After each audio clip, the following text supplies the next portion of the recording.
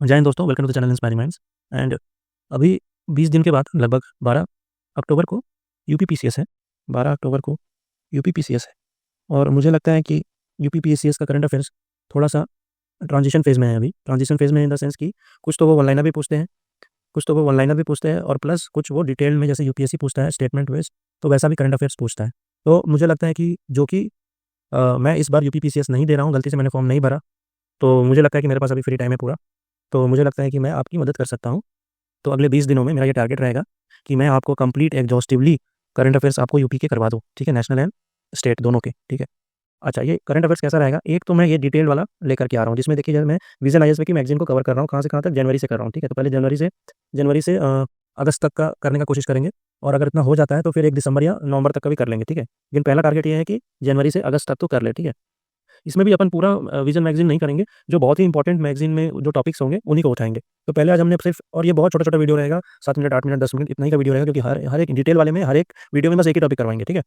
आज जो हम लोग कराने वाले हैं वो कोऑपरेटिव्स कराने वाले हैं। तो खाना खाने समय, ब्रश करते समय, उठे कुछ मन नहीं कर रहा है, 5 मिनट का वीडियो लगा के एक टॉपिक सुन लो, खत्म हो जाएगा, ठीक है। और मैं सिर्फ फैक्चुअल रखा हूँ इसमें, और कुछ भी नहीं रखा हूँ, ठीक है। लेकिन अगर स्टेटमेंट बेस्ड आएगा तो ये जरूर आप बना लोगे, बाकी को पता नहीं वो बना पाएंगे कि नहीं, ठीक है। तो ये क्या है न्यूज़ की यूनियन होम मिनिस्टर एंड जो कि हमारे मिनिस्ट्री ऑफ कॉर्पोरेशन के भी है हेड, और प्राइम मिनिस्टर जी ने इनॉग्रेट किया है क्या, UN UN international year of corporation, ठीक है, UN international year of corporation.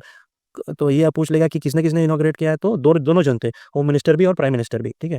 और ये जो है यूएन ने इंटरनेशनल ईयर ऑफ कॉर्पोरेशन 2025 को डिक्लेयर किया है, और ये डिक्लेयर कर दिया था 2024 में ही, लेकिन 2025 में बन रहा है। और इसका थीम क्या है, cooperative builds a better world, ठीक है। तो ये थीम भी पूछता है यूपीपीसीएस में, तो इसको भी आपको ध्यान रखना है, cooperative builds a better world, ठीक है।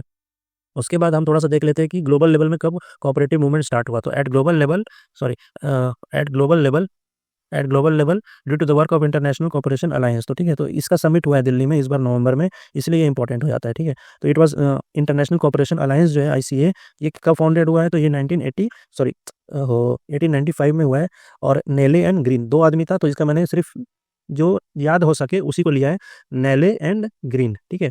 तो इन्होंने ये एनजीओ बनाया, प्रमोटिंग वर्कर्स कोऑपरेशन, ठीक है। तो अब जो है नवंबर 2024 में इसका न्यू दिल्ली में समिट हुआ है, और इंडिया जो है ऐसा पहली बार कर रहा है। और 130वां एनिवर्सरी था। किसने होस्ट किया था आईसीए का समिट न्यू दिल्ली में, तो फिक्की ने किया था, सॉरी इफ्को ने किया था, इफ्को। और थीम क्या था, तो थीम था cooperative build prosperity for all, या फिर सहकार से समृद्धि। तो ये इंपॉर्टेंट, मेरे को लगता है कि ये इंपॉर्टेंट न्यूज़ है, क्योंकि वन लाइनर वाले करंट अफेयर्स में भी कई बार थे ये, और विजन के जनवरी के पॉलिटी के सेक्शन का पहला न्यूज़ है ये, ठीक है। अब कोऑपरेटिव्स इन इंडिया के बारे में थोड़ा जान लेते हैं कि इंडिया में कोऑपरेटिव्स की क्या पोजीशन है।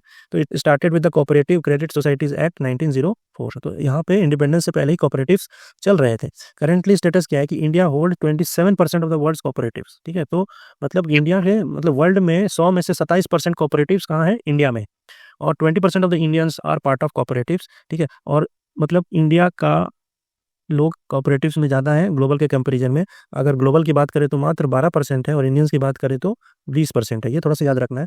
अच्छा, टॉप 3 कोऑपरेटिव सेक्टर कौन कौन से हैं, तो हमें लगेगा कि डेयरी कि अमूल डेयरी है, तो नहीं, पहला जो है वो हाउसिंग है। तो इस चीज़ को ध्यान रखना कि पहला क्या है, हाउसिंग, दूसरा है डेयरी, और तीसरा है जो है हमारा प्राइमरी एग्रीकल्चरल क्रेडिट सोसाइटीज़, जो मतलब एग्रीकल्चर लोन्स देते हैं, छोटा छोटा सेल्फ हेल्प ग्रुप टाइप का, तो वो है। अच्छा, सबसे ज़्यादा कोऑपरेटिव्स कहाँ है, तो लीडिंग स्टेट जो है वो महाराष्ट्र में है, जहाँ पे लगभग 25% ऑफ इंडिया कोऑपरेटिव्स है। अच्छा, महाराष्ट्र के बाद कहाँ है, तो महाराष्ट्र के बाद गुजरात में है।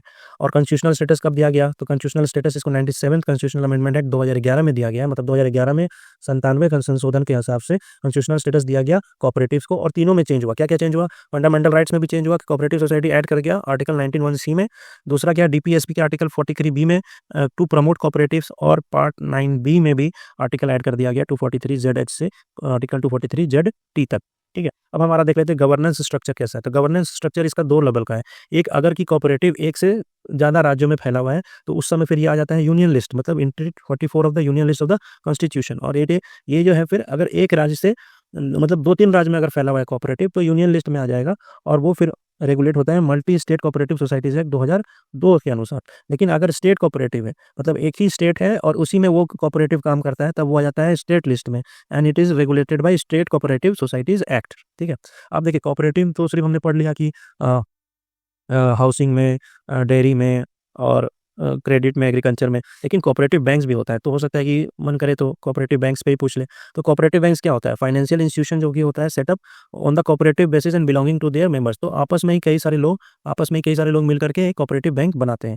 अच्छा, ये कहाँ रजिस्टर होते हैं? तो they registered under the state cooperative societies act, और आरबीआई के द्वारा इनका ओवरऑल रेगुलेशन होता है। कौन कौन सा? Banking regulation act 1949 and banking law cooperative act 1955 के तहत इनका रेगुलेशन होता है। अच्छा, यहाँ पे देखिए ये एक एमसीक्यू टाइप का बन सकता है यहाँ पे कि कोऑपरेटिव बैंक में can not issue equity preference in special share. तो ऐसा कुछ नहीं है, with the prior approval of the RBI. तो अगर वो prior approval of the RBI ले ले तो फिर वो इक्विटी प्रेफरेंस या फिर स्पेशल शेयर्स कुछ भी इशू कर सकते हैं। करेंटली जो है इंडिया में लगभग 1400 कोऑपरेटिव बैंक है, और सबसे ज़्यादा कहाँ पे है? गुजरात में है।